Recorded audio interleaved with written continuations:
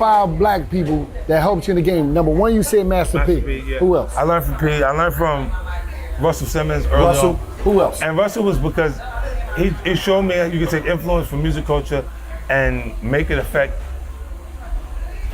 urban apparel. Yeah.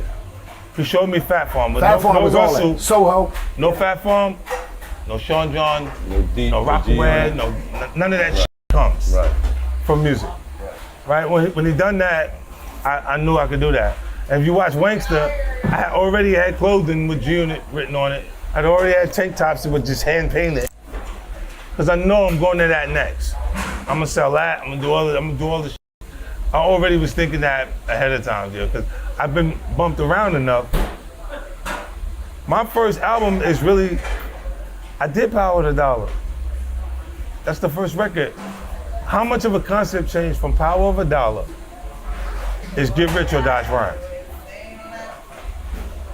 Get Rich or Die Trying is what? It's Power of a Dollar after you've been shot and you pushed out of the business and they're blocking you. They told you they was blocking me. Right.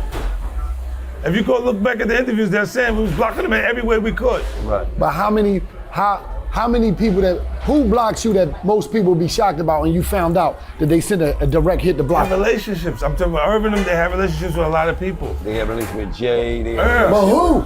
They always, I had this energy that that whole system, I had an issue with everybody that was there ahead of me. You gotta understand. You gotta understand. The whole thing. You gotta understand, cuz at this point, 50 hit. Ja Rule and them niggas here. There. They was selling more records. They see you coming up, but was, not in a million years that they think a nigga was gonna sell 10 million records. So it's like, we gotta pick a side. Yeah. We gonna pick this side because this side already winning. It's already winning, it's already proven. My neighborhood is picking a side. Premium is picking that over what we really are. Right. I'm representation of that environment, bro. That is, mine is not, I only know what I know. Like, I'm only writing what I know. Right. At that point. When they choose that, they're choosing something that's a little different than saying, it's our food. They're afraid. Look, when the feds come in the indictment, they say that they beat the case. Yeah. You beat no case. You never did nothing. Right. You never did nothing. They put him in the indictment because when you gave him 50,000, they said you was money laundering. But there was no money laundering. They didn't give him the dirty 50,000. You gave him the 50,000 because you. And he said, leave him alone because he's my food. Yeah. And when I keep having friction with them, he goes, let's kill this little. Yeah. Because he keep getting in the way, and they're our food. Yeah. There was no money laundering, bro. Man, tell you he beat the case, and he said by the time he was done with his case, he owed $2 million. How did you beat? How did you win? You never did nothing. They gave him a case. Went to trial, put him into trial with a legal aid attorney. A legal aid attorney had never been to trial. Because they couldn't help. There was no financial help or support for him because of that. Right. So the government is saying, get these out the way, trying to help by giving them the case. And they'll struggle to beat that case while we're taking care of what we need to take care of with this. And it gets him out the way. And as soon as he's going, I appear to be the bully. They look at me like I'm a bully because I didn't accept what just went down. They don't teach you to accept that. Right. Question. Who in New York City was rocking for you when everybody was trying to blackball you in the city? Who stood out and said, we Mr. C. That's it? Mr. C created the first show that I did, downtown Manhattan.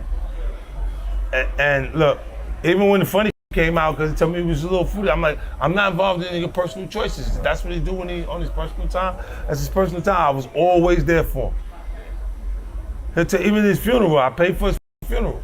Look, every time, my man, look, he showed up at a time that there was no, it was so crucial. I was so f***ed up, like,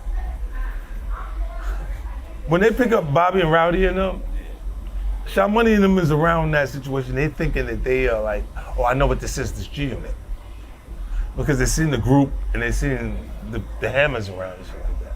At that point, I was doing shows. I made it to a point I was doing a show for $8,000. One of the premiere records was I Can Love You Better. Yeah. My version of LL Cool J's record. Yeah.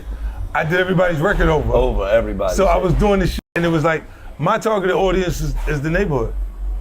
So I'm not making a commercial hit record out of it. I'm taking your commercial hit and making a record that the hood understands. Yeah. You said you could love her better. I said she's after my cheddar.